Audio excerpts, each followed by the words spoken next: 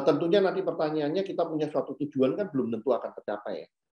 Nanti kan pertanyaannya juga bagaimana kita meng-create suatu opportunity untuk mendrive kita ke arah tujuan ini. Kemudian nantinya memanfaatkan opportunity itu sendiri sehingga menjadi sesuatu yang real.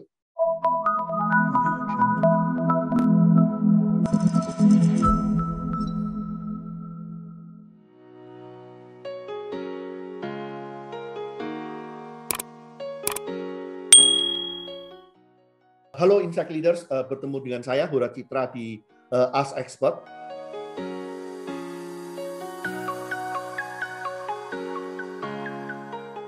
Kali ini sudah ada beberapa pertanyaan terkait dengan karir dan aspirasi, passion.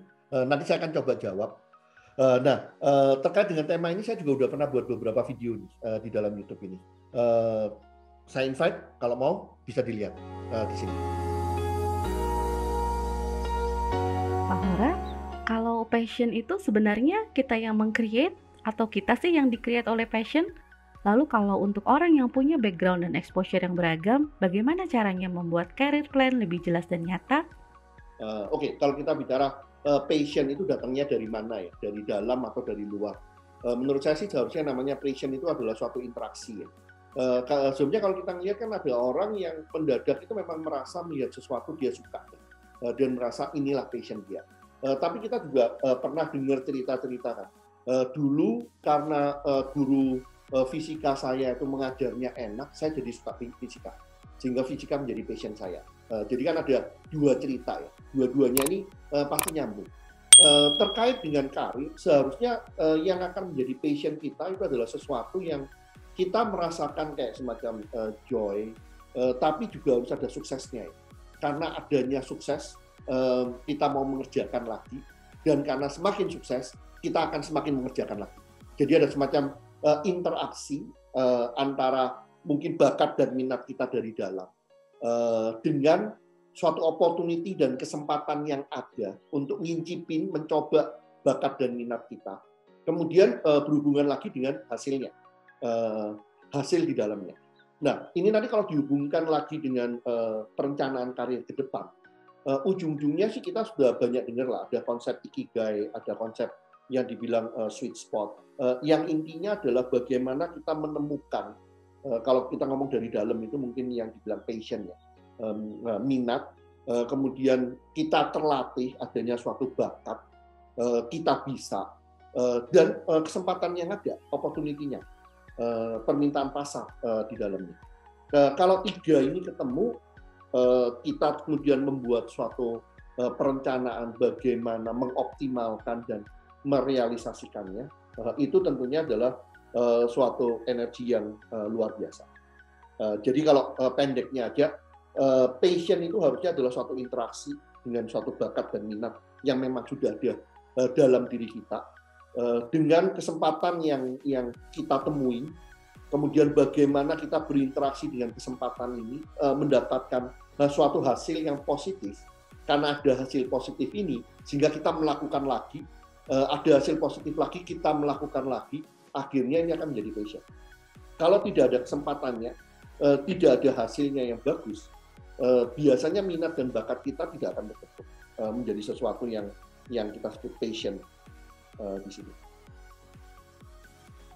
Saya bukan orang yang menjadikan sebuah posisi sebagai target karir, dan biasanya teman saya yang selalu mengingatkan untuk lebih berani menuliskan di career plan. Nah, kalau menurut Prof, apakah itu akan mempengaruhi proses pencapaian target saya? Oke, kalau kita ngelihat ya di banyak biografi juga penelitian orang-orang yang sukses, biasanya orang sukses itu karena dia driven by the goal. Atau banyak juga bicara kita driven by the passion atau driven by the dream di dalamnya. Jadi kita didorong oleh sesuatu masa depan yang kita ingin capai.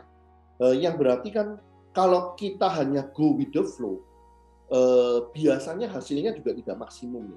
Apalagi kita bicara di sini kan dalam konteks karir, dalam konteks kita sebagai seorang leader. Leader kan berarti kita yang memimpin ya. Kita punya suatu tujuan, kita punya suatu guidance, dan kita berusaha mempengaruhi yang lain di dalamnya. Tentunya nanti pertanyaannya kita punya suatu tujuan kan belum tentu akan tercapai ya.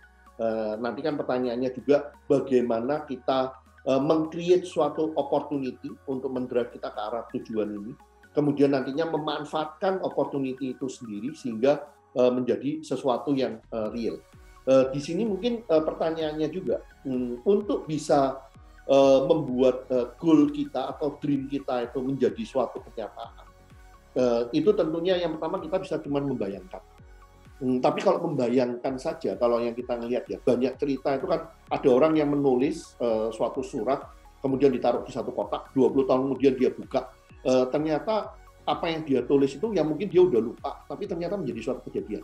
Itu cukup sering yang itu yang dibilang. Jadi kekuatan bahwa kita menulis dream kita menulis goal kita, itu tidak bisa di underestimate. Bahwa kemungkinannya akan menjadi lebih besar. Kalau kita punya suatu tujuan, suatu dream, itu bukan hanya dibayangkan, dipikirkan, tapi juga ditulis.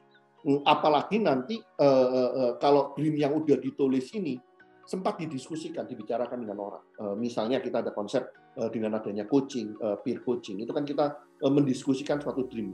Itu secara tidak langsung dream ini kayak semacam masuk ke dalam semacam alam bawah sadar kita yang akan mendrive kita untuk mencapainya.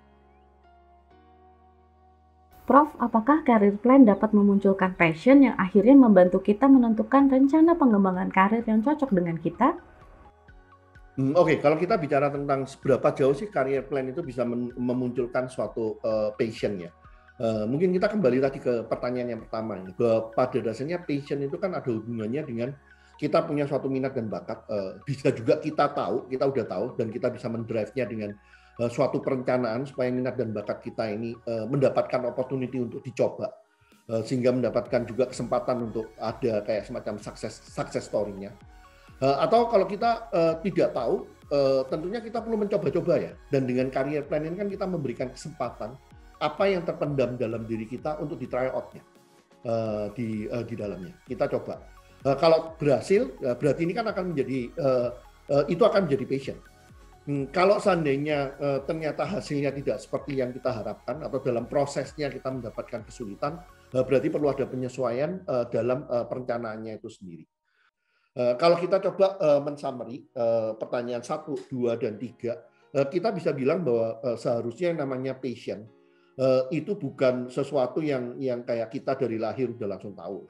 Ada yang memang seperti itu, tapi cukup banyak passion yang sebenarnya itu hidden.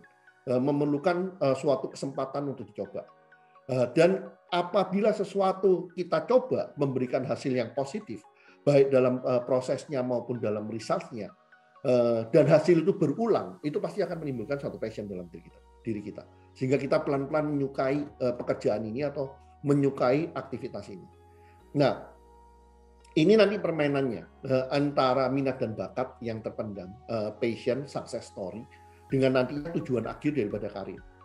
Nah, itu kalau kita membuat suatu perencanaannya ini ditulis, apalagi diekspresikan, itu power untuk merealisasikan target kita, power untuk membuat supaya tujuan kita dengan passion kita itu align, itu akan menjadi sangat besar.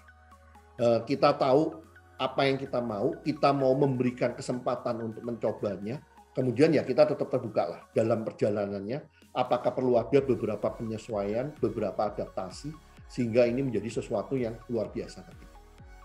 Ya, para Insight Leaders, terima kasih untuk waktunya. Semoga sedikit kontribusi cuplikan YouTube ini membantu untuk lebih mengerti tentang aspirasinya, menemukan passion-nya, dan akhirnya membuat suatu perencanaan untuk karir, untuk pengembangan para leaders ya di sananya. Apabila ada pertanyaan atau komentar, silakan ya, either di YouTube ini atau kita juga ada Instagram. Saya welcome untuk itu, dan see you